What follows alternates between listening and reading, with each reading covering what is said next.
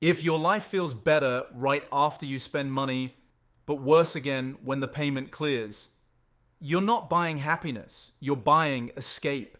And that is one of the most expensive traps in modern life, because most people don't overspend because they're stupid. They overspend because they're tired, they're stressed, they're bored, they're overwhelmed. They feel trapped in a life that keeps demanding more from them. So they buy a tiny exit, a delivery order, a package, a weekend out, a new gadget, a nicer routine, a little upgrade, something that makes the day feel less heavy. And for a few minutes, it works. That's the dangerous part. The purchase gives you relief, not freedom. Relief. And relief is addictive because it arrives fast. One click, one swipe, one, I deserve this. And suddenly your life feels slightly less annoying, but then tomorrow comes. Same job, same stress, same bills, same problems, except now you have less money.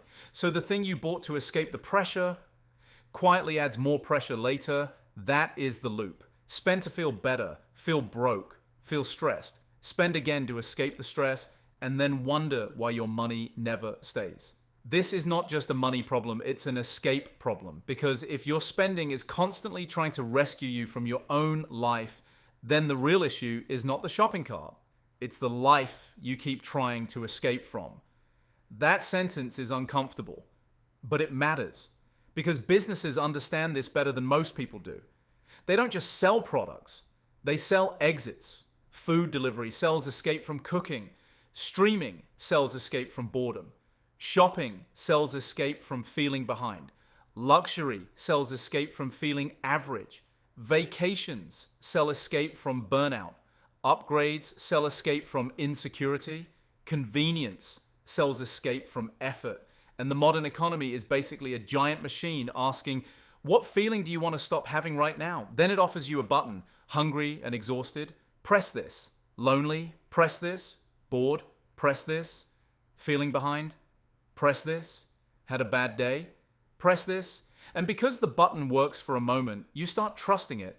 That's where it gets expensive, because the more often you buy escape, the less tolerance you build for ordinary discomfort. A little boredom becomes a purchase, a little stress becomes delivery, a little insecurity becomes an upgrade, a little sadness becomes a shopping cart, and now money is no longer building your future. It is constantly putting bandages on your present. That's why this trap is so hard to see. It doesn't feel reckless. It feels like survival. You say, I just need something. I need a break. I work hard. This makes life easier. It's only one time. But one time becomes a pattern. A pattern becomes normal. Normal becomes expensive. And expensive normal is how people get stuck. Let's make this simple. Imagine someone spends an extra $30 on takeout a few times a week. Donnie Garillo. Not crazy. Just normal, tired person behavior. Then another $80 on random online orders. Then a couple of weekends where they just need to get out. Then a few subscriptions. Then a buy now, pay later purchase because the monthly payment looks small. Individually, none of it looks like the villain. But together, that can become hundreds every month, thousands every year. Not spent on happiness, spent on escape. And that's the difference. Happiness usually leaves something behind. A memory, a stronger relationship, a better life, real rest, real peace. But escape spending often leaves nothing behind except a receipt and the same life waiting for you afterward. That's why it feels so empty. You bought a break, but not a solution. You bought a feeling, but not freedom. And the brutal part is that the more you hate your everyday life, the more expensive escaping it becomes. If your job drains you, you'll spend to recover from it. If your home life feels chaotic, you'll spend to avoid it. If your routine feels boring, you'll spend to feel alive. If social media makes you feel behind, you'll spend to catch up to an image. This is why some people make decent money and still feel poor. Their income is not building stability. It's funding emotional recovery. They are not getting ahead. They are paying to survive their own lifestyle. That is a painful trade. And to be fair, this does not mean every comfort purchase is bad. Sometimes ordering food is fine. Sometimes a trip is worth it. Sometimes convenience is smart. Sometimes spending money genuinely improves your life. This is not about living like a monk. The problem is when escape becomes your default coping mechanism. Because if every hard feeling needs a purchase, your emotions now have direct access to your bank account. That is dangerous. Your stress has a debit card. Your boredom has a credit limit. Your insecurity is saved payment details. And your future is the one paying for it. That's why I deserve this can be so expensive. Maybe you do deserve rest. Maybe you do deserve comfort. Maybe you do deserve a better life. But if every reward makes your life financially weaker, then the reward is not helping you. It is quietly trapping you. Because the deepest relief is not another purchase. The deepest relief is not needing the purchase. It's having breathing room, cash in the bank, less debt, fewer monthly obligations, a life that doesn't require constant paid escape just to feel manageable. That is real relief. Boring relief. Slow relief. The kind you can't post online, but you can feel in your chest. That is what people actually want. They don't really want the package. They want the feeling that life is okay. They don't really want another night out. They want to stop feeling trapped. They don't really want the upgrade. They want to feel like they are moving forward.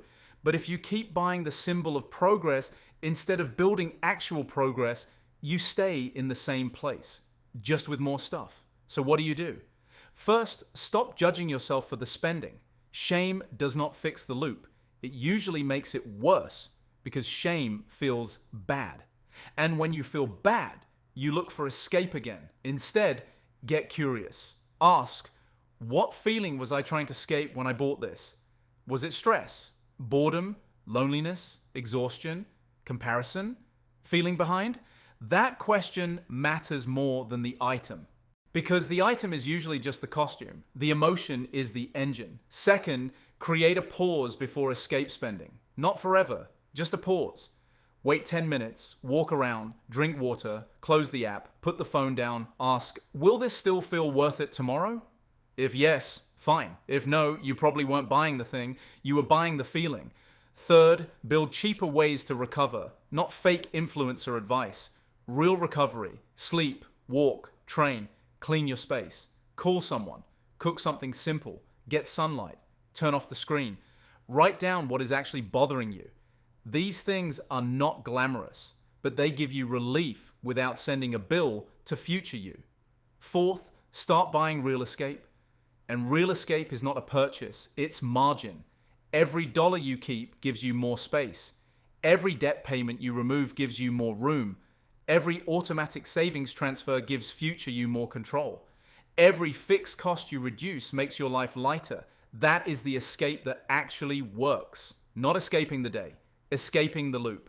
Because the goal is not to never enjoy money. The goal is to stop using money as a painkiller for a life that needs attention. That is the shift. Spend on things you choose, not things you run to. Build a life you don't constantly need to escape from. And then money starts working differently. It stops being a temporary exit and starts becoming a real way out. So here's the final thought. If you keep spending to escape your life, the answer is not just spend less. The answer is find out what you keep trying to escape from, because until you fix that, money will keep leaving every time life feels too heavy.